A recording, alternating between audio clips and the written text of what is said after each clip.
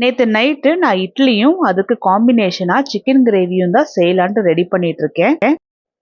முந்தா நேற்றே இட்லிக்கு மாவு அரைச்சி வச்சுட்டேன். அதுலேருந்து கொஞ்சம் மாவு எடுத்து இட்லிக்கு தேவையான மாதிரி கரைச்சி எடுத்துட்டேன்.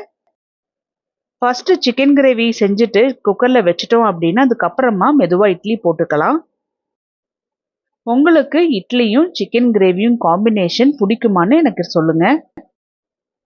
நான் இன்னைக்கு சிக்கன் கிரேவி குக்கரில் தான் செஞ்சுருக்கேன். அதனால் ஆரம்பத்திலேயே வெங்காயம் எல்லாமே வதக்கி போட்டு தக்காளியும் போட்டு சிக்கனும் எல்லாம் போட்டு வச்சுட்டேன்.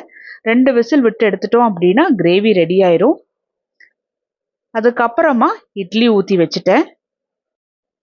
ரெண்டும் கரெக்டாக அட் அ டைம் வெந்து வரும்போது சரியாக இருக்கும்.